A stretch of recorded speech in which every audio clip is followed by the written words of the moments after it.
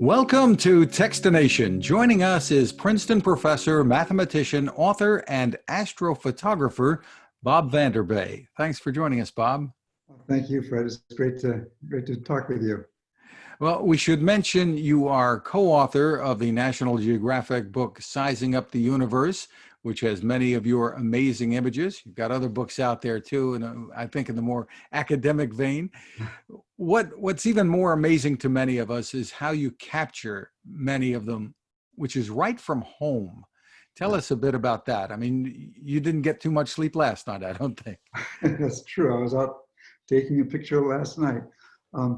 Yeah, I bought my current telescope 15 years ago, and it was shipped to my home here in New Jersey, and I bought a mount to put it on and a thing to put the mount on called a wheelie bar, a little thing with wheels, so I could just roll it in and out of my garage, and it just sits on I roll it out into my driveway. I get it oriented correctly, and I start taking pictures, and a couple hours later, I stop taking pictures and roll it back in my garage. And lots of astronomy people go to a dark sky location or something like that, but I've pretty much done it from my driveway here in suburban New Jersey, and with the right equipment and a little bit of understanding of how to do things, one can do that. And so I could tell you a little bit about some of those details. Would you like to hear a little bit of these? Yeah, tell us a little bit about the equipment that you use. Of course, when we talk later, we'll tell people maybe how they can get into this a little bit, maybe without investing as much as you have in this. But you've obviously studied this to a great extent, and you're even working on improving things in terms of the imaging yourself. Yeah, yes. So to take really good astrophotographs, it doesn't require a large telescope like most people think it does. I've taken a really nice picture with just a telephoto lens that I bought from the store in Princeton, a used telephoto lens. I think I bought it for $30. And I took a great picture with it. Now, of course, it wasn't just the lens. I had to put a camera behind the lens, and the camera wasn't that cheap. And then because the stars and the things in the sky, because the Earth is rotating, these things are moving. The sun rises in the east and sets in the west, and all the stars and everything else do the same thing. And so you need to track the thing, because we're not just taking a snapshot for a hundredth of a second like we do in the daytime with a camera. You got to take exposures that maybe last a minute or 5 minutes, and you might want to take several of these over hours. And so you've got to be able to track the motion. And so getting a mount, that's what they call it. You mount your camera. So you have a tripod and then a mount, and the mount has to have a little motor in it that tracks. But you can buy these mounts these days for, I don't know, a couple $100. Some of the, not the big ones, but the smaller ones, and it'll track for all night if you want. And so one of the keys is to be able just to take lots of exposures over several hours, and that's one of the key things to getting a nice astrophotograph. The other one is a lot of the things we take pictures of are nebulae. That's plural for nebula. And these are clouds, and that's why the word nebula. Nebula means cloud, right? These are clouds within our galaxy of gas doing various things, and most of it is hydrogen, and most of that is emitting a certain wavelength, just one wavelength of light. Hydrogen alpha wavelength, it's called. For those of your audience who know about these things, it's 6,565 angstroms, which is red light. And so you can buy what's called a narrowband filter for like $100. And that filter only lets through that wavelength of light. And so you can put that in your camera, and all the annoying light pollution we have in New Jersey gets blocked. Well, not all of it, there's a little bit at that wavelength, but you block out 99.9% of the light pollution, and you can take nice pictures. I've taken pictures in the daytime of some of the bright nebulae in the sky, just because the narrowband filter cuts out the daylight. That's amazing. Have you noticed during this whole pandemic less light pollution at all? I Has that been have. noticeable? It has to me. I don't know this as a scientific fact, but just going out at night, it just seems like the skies are darker. Have you noticed that too? Yeah, it seems to be, and I don't know what's my imagination. And well, you know, the air is supposedly a little bit cleaner too.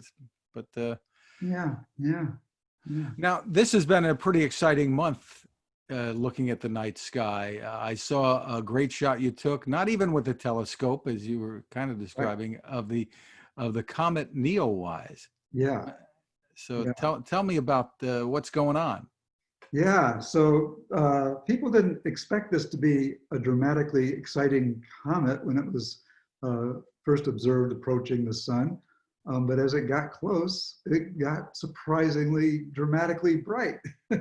and and so this only kind of became a thing that everybody was talking about in the astro world a few weeks ago, and people started taking pictures of it. Now, it's a comet, so you got a bright thing and then a tail, and that tail's fairly large. I mean, as you look in the sky, I mean, it's maybe 2 or 3 times as the size of the length of the diameter of the moon, for example. You know, so if you look in the sky, you know, it's like this big. And so you don't want a telescope because the telescope would be zoomed in so much you wouldn't see the entire comet. So you just take a picture with a regular camera with maybe a telephoto lens. I didn't even use a telephoto lens. I just used the regular lens on my DSLR Canon camera, and I just set it up on a tripod and take pictures. But of course, there's some learning with that as well, and that is this. Again, like it's not a daytime shot; it's a nighttime shot. So it's not like click done. Um, I started out taking 10-second images, and then I went down to 5-second images as the sun started to get closer to the horizon and daylight started to seem like it was happening. And so you have to set it on a tripod. The tripod should be nice and sturdy and stable, and then you take a 10-second exposure. And I took several. I took like more than 100, I think, over the course of 20 minutes. And then figure out which one's the best. That's one of the tricks to the trade.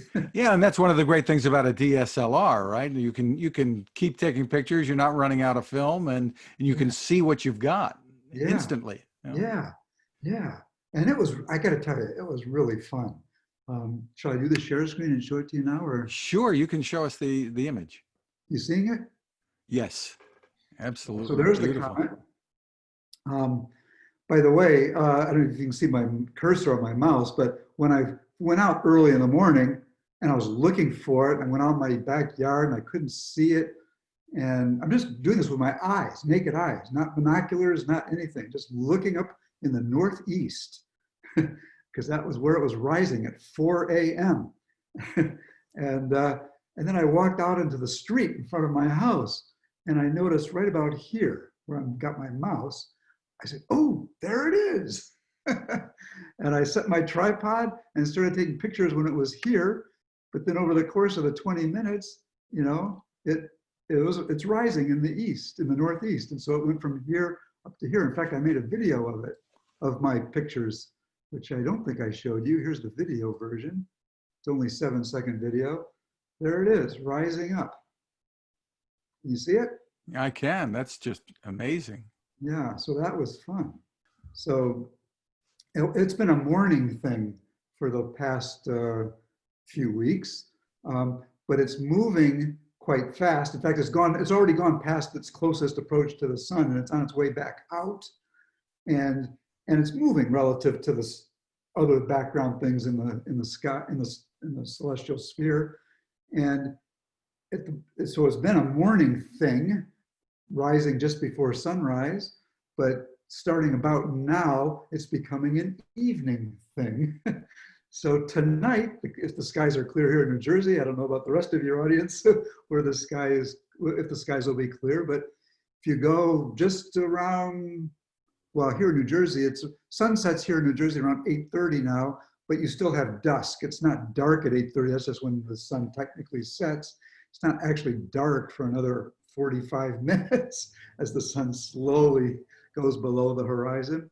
And so at around 9:15 or 9:30-ish is when the sky gets dark enough that you can see the comet, and it's low in the sky in the northwest. And so if you get out your compass, there's north, look to the left a little bit, look, you gotta be able to see very close to the horizon because it's very close to, it sets not long after the sun. And so 40 minutes after sunset, it's very close to the northwest horizon, but you should be able to see it. I tried to see it last night while I was setting up to take the other pictures. I tried to see it and I couldn't find it. But a friend of mine who went to the Princeton airport where the runway is nice and long, and then there's not many trees at the far end, so you can see all the way down to the horizon. He saw it and took a nice picture of it yesterday evening. Will it be any higher off the horizon as the days progress here? Yes. So tonight will be easier than last night. And in the next 3 or 4 days, it'll be something that will be easy to see at night. And for how much longer do we expect it to be visible? Actually, that's a good question. And I haven't paid attention. I haven't read all the stuff, so I don't know the answer to that. But people can read their newspapers or look up information online about it. But the thing is, what I'm getting from you is that this isn't something that you better look right now. You have 1 or 2 minutes before it disappears. It's in the sky for a week or two. Yeah. But I mean, you have maybe what, 15, 20 minutes to observe it once you find it? Yeah. Yeah. Until it sets, just like a sunset, a comet set. Yeah. So yeah. And by the way, as days from now, maybe a week from now, it'll be even higher and you'll have a longer time before it sets. So it'll get easier as long as it stays bright. And that's something nobody knows. How long is it going to be as bright as it has been? So that is a question mark. Yeah. What is it that drew you into astrophotography? Because this is not what you were originally doing. Okay, so here's the story. So as a kid, back in the 1960s, it was something called the Apollo era. I totally loved the Apollo era. I wanted to go to the moon myself. And I grew up in Michigan, and we would go camping and the skies would be very dark. And when I was just a little kid, once I went out, I go, wow, that's beautiful. And so that's how it started. When I was just, like I think a lot of people, it's that way. When you're a kid, the first time you see the stars in the night sky, you're like, that's just amazing. And then the question is, do you pursue that or do you let it go and do other stuff? And in my life, the Apollo era ended when I was in 10th grade, and I went on with my life and did other things completely different. And until the year 1999, just 21 years ago, I was just randomly in my office at Princeton. I randomly was down the hall in another person's office at Princeton who was a friend of mine. And I noticed he had a calendar on his wall with an astrophotograph as its picture there. I go, oh, Kirk, are you interested in astronomy? And he said, yes, I'm the director of the Amateur Astronomers Association of Princeton. And he invited me to go to a star party that very weekend. And he said, so I joined him out there. There was probably like 100 people and probably 50 telescopes set up. This was out in Pennsylvania where the skies are darker. And he set his telescope up and he pointed it at Jupiter. And I looked at Jupiter through his telescope. Wow, you can see Jupiter. It's like we're there. I mean, it's amazing. And that's how I got interested. And a week later, I bought myself a telescope. And a year later, I bought myself a camera. And that's how it got started. Yeah, like you described, I remember, lying on a lawn chair as a kid at night and spending as much of the night out there as I was allowed to, and just being the sense of wonder that you describe. Yeah. But the photography takes this to such a different level. I mean, it's beyond just looking at things with a telescope, but capturing the images. Was that hard to learn? Is that something a lot of people can get into? I think people can get into it, but there is a learning curve. Maybe I'll tell you a little bit more of the history. So when I bought the telescope, because we looked at Jupiter through my friend Kirk's telescope, it was beautiful right there looking visually, boom, I'm looking through the eyepiece and it's beautiful. So when I bought my telescope, I looked at Jupiter and it was beautiful, and Saturn and some of the other planets, Mars. Um, but you see all these astrophotographs on his calendar, and I subscribed to the magazine Sky and Telescope, and you see all these beautiful pictures of things that are up there, and I would learn where they were, and I would point my telescope at them. I'm like, I can't see any, I can't see it. It's too faint. My eye isn't good enough to see this faint thing, but people took a beautiful picture of it. And the reason they picked their pictures amazing is because it's like a couple hours of exposure where your eye, because it's like a video camera, your eye is taking an exposure 20 times a second or something like that. And it's not just collecting the photons over the course of 20 minutes and saying, look at the picture your eye just got.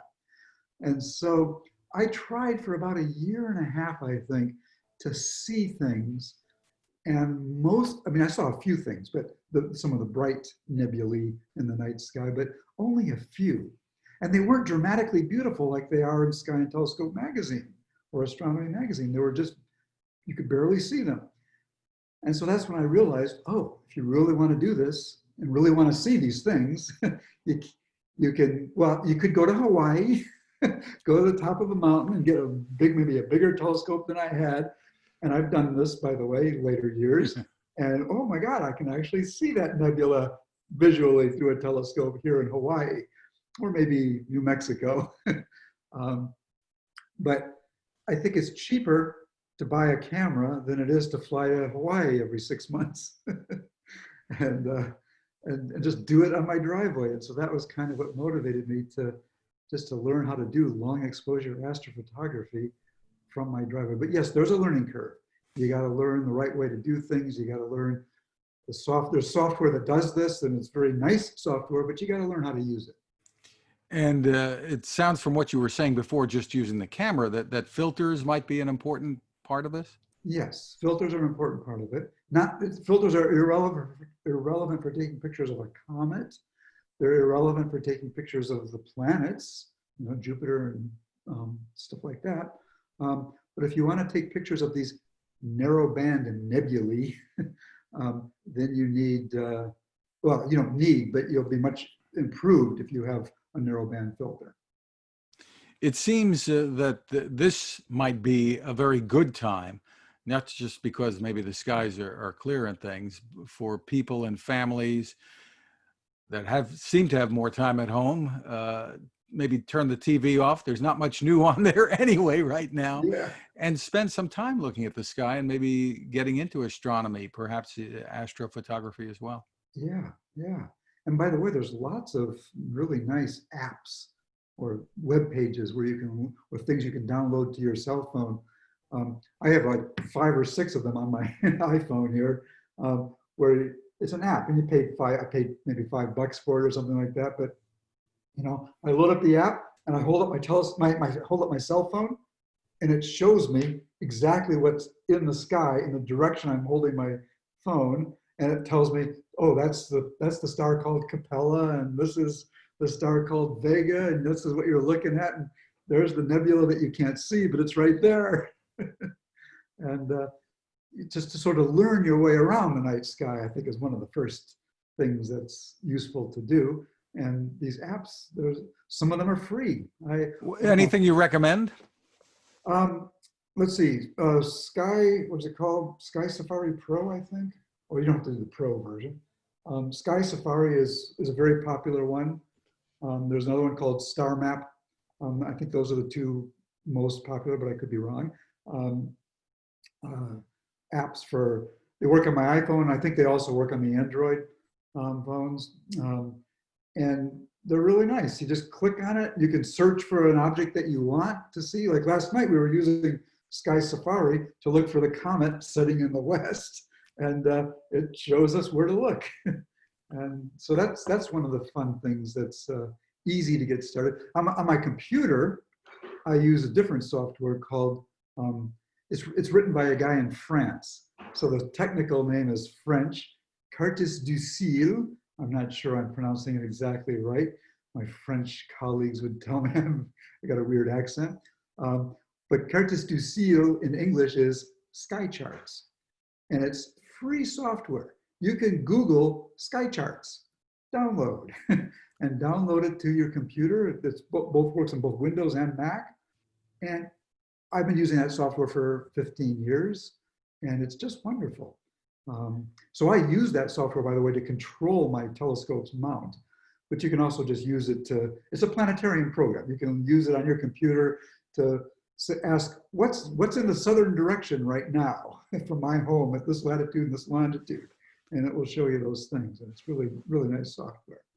Amazing. And I guess for people to get started, it doesn't have to take a huge investment. Of course, if you're going to buy a telescope, you can spend a few hundred or you can spend thousands, but it doesn't necessarily have to break the bank. Right. So I don't know what to recommend at the more economical level because I've sort of gone at the higher end. But you're right. You can buy a telescope that doesn't cost very much money, maybe 100 or a couple $100 maybe on a mount. I think, and then there's actually adapters that you can attach your cell phone to the hook it up to the eyepiece. I haven't done this, but this exists. And then there's apps that you can download. In fact, I have one here. Instead of using the camera software that comes with your cell phone, which just wants to take a picture in the daytime, there's specialized apps that know that you want to take astro photos. I have one here that's, well, this isn't necessarily for only astronomy. It's called manual camera. You can set the exposure, you can set all these things, the focus and everything. There's some other ones, I can't remember the names of them, but so you already have everybody has a camera.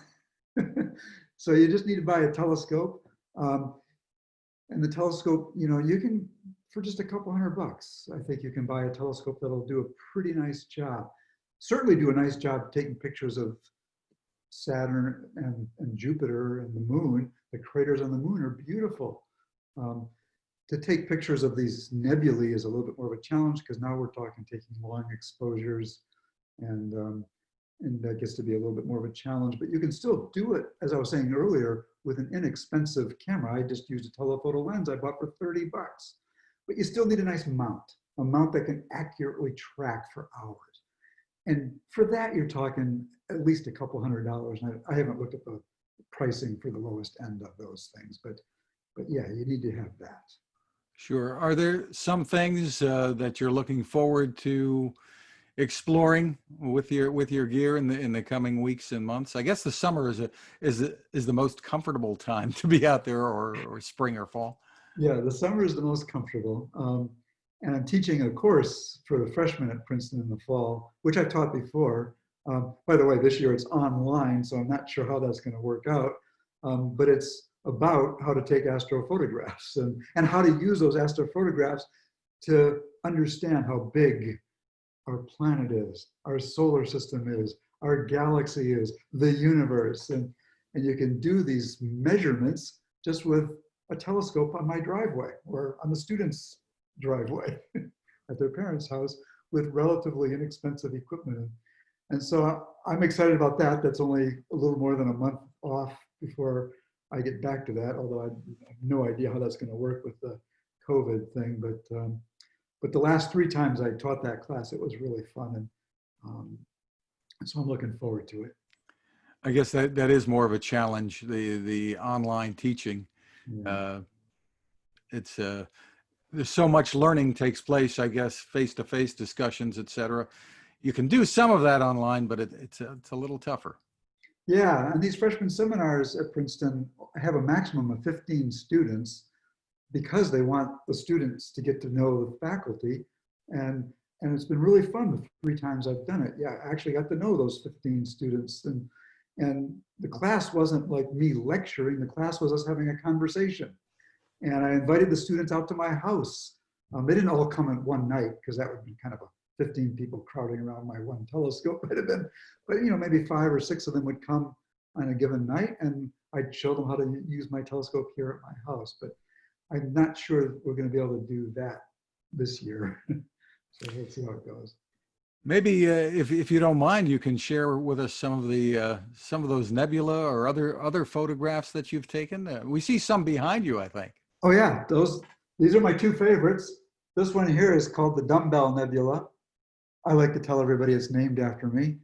And this is the Soap Bubble Nebula. They have more technical names. This is M27. I forget the technical name for this one. It's NGC something. And what were you shooting just last night or this morning? Shall I share a screen and show it? Sure. That's last night's picture. Wow, what is that? That's called the Ring Nebula, because when it was first discovered, I don't know, 200 years ago, when telescopes were brand new things and there wasn't light pollution, the red outer part is actually the brightest part of this object, and so that was what it looked like, a ring, and so they called it the Ring Nebula. The star in the center, by the way, that's a dying star. That's what we're looking at. You see the dot in the center? That's actually a star, and it's old. And when a star gets old, it starts to expel its gas. And this is the same thing is going to happen to our sun, not next week, not next year, but I think about 5 billion years from now. But stars go through a life. Their lives last about 10 billion years, I think is something like the number. Might not have the number quite right. And of course it varies depending on the content and the size of each star. But our star will do this. This star was born earlier than ours, and so it's in its dying phase. And so it gives off its gas. And so the stuff we're seeing on the outer part is just hydrogen and oxygen, which are being emitted from the star in the center. And then the energy from the star in the center is just illuminating that gas. And so that's a nebula. How long did it take you to capture this image that we're looking at? Let's see, this was 20 minutes with my narrowband hydrogen filter, 20 minutes with my narrowband oxygen filter, and 8 minutes with a clear filter just to let all the light through. And then you put it together with layers with software, or how do you put it together? Yes, you put it together with a stacking software. I have some commercial software on my computer for stacking. Shall I exit full share screen, or should I keep sharing? If there's another image or two you'd like to share, that's fine. Oh, okay. I could share another image or two, I guess. Let's see. Would you like to see some of the other images? Like here's the famous Hubble. I mean, I took this image, but it's called the Pillars of Creation because the Hubble Space Telescope took a similar picture. The Hubble Space Telescope version is better than mine, but mine's not bad. Not at all, and a lot less expensive than the Hubble. And Wow. it's really, literally, it's not that, I don't think I have a link to the Hubble picture here, do I? See, I've taken several pictures of it over the years. Right. I could just Google Pillars of Creation. Not Pillars of Eternity, Pillars of Creation. There's the Hubble picture of it. Right. There we go. So that's better. I'll admit it, that's better. But mine's not bad. Yeah, but what you're able to do, and some of these anyway, you've taken right from home. Every picture I've taken has been taken from home, except for the solar eclipse, where I took my small telescope to Oregon for the solar eclipse, which I can show you that too if you want, real quick. Sure. Let's see, we go to here, we go to here, we go to here, and we go to here. There's a sequence of pictures of the solar eclipse from 2 years ago.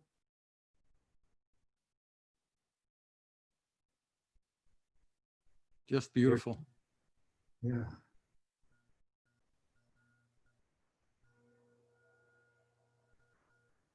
And there's prominence there. Is that a flare? That's the sun popping out. Okay. Oh, I mean, on the red, right, I was, the red thing was a, yeah, a flare. Yeah. In fact, if you scroll down, I have my favorite, a few favorite pictures. So there it is right there. There it is closer. Oh, that's just a fake one. But yeah, that's it. Pretty cool, isn't it? just amazing. Yeah. So it's a lot of fun, I gotta tell you. So I got interested in it kind of randomly, but it's the joy of my life, besides my wife. So Bob, looking at these images and what you do as often as you can getting out there, has it changed your thinking on what you're looking at and our place in this whole scheme of things, assuming there is a scheme of things? One of the strongest feelings I had when I got started in all this 20 years ago, and I started well, first I started looking at a few of the bright galaxies that are out there. You know, nebulae are things within our Milky Way galaxy. There are other galaxies, which was discovered 100 years ago, that are not part of our Milky Way galaxy.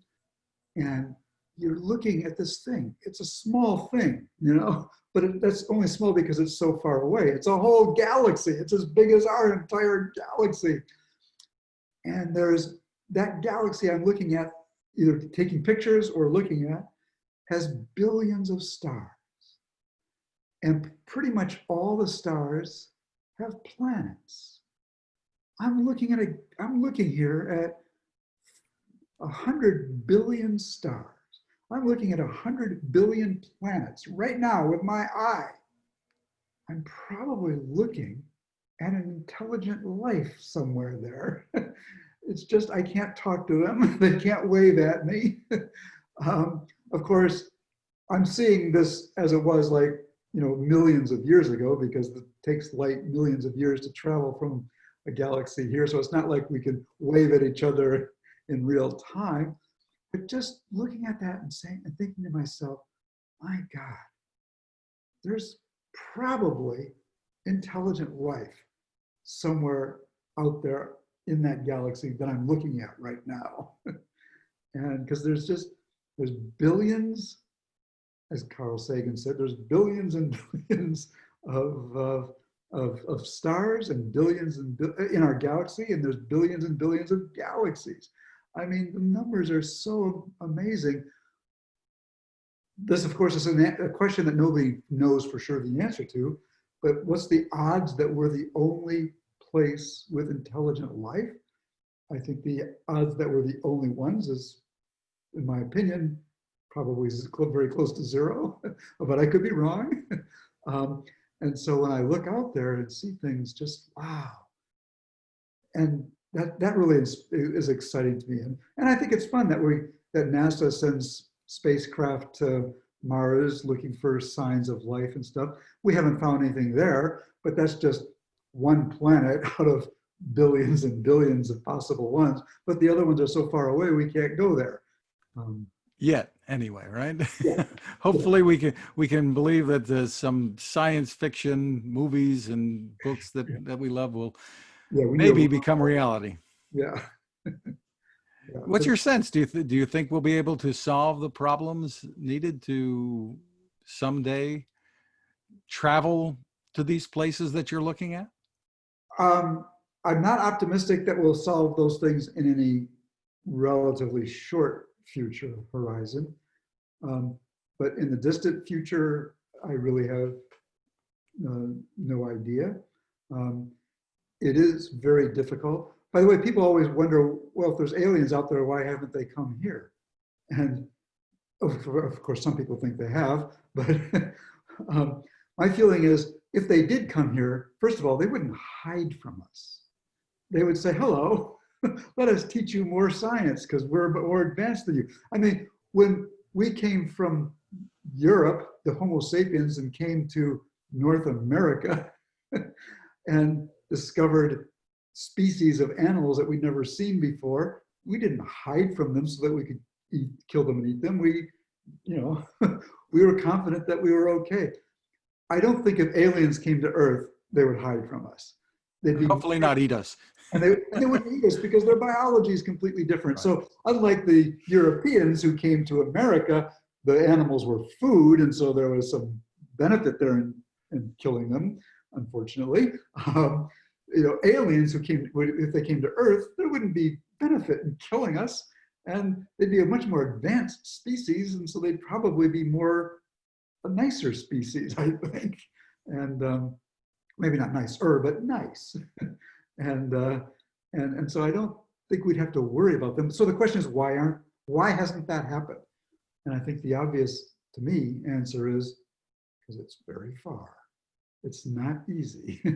Time travel is not, Captain Kirk may be able to do it, but I don't think it's going to be something people figure out how to do. And so that becomes a big question. Will we ever figure this? Will species that evolved on a different planet, you know, hundreds or millions of light years away from here, take them, well, if they could do the time travel, or if they could go through a wormhole and come here, that's way, way more advanced science than we're even close to, if that's even possible. And so the question is, does that society last long enough? How many millions of years does it take to figure out the science of how to do these things? If at all, you know, this is something we don't know. But the fact that they haven't come, I think, is an argument that it's not easy. It's not something we're going to figure out in 100 years. It's something, if Homo sapiens survive for 1,000,000 years, maybe. But yeah, it's a challenge. And is it okay if we steer people to your website to take a look at some of your images, Bob? Yeah, absolutely. Yeah. And it's vanderbei.princeton.edu/images, and it's spelled VANDERBEI. Again, Wow. vanderbei.princeton.edu/images. Wow. Bob Vanderbei, thank you so much for taking the time with us. This was really fun. Thanks for inviting me. I enjoyed it.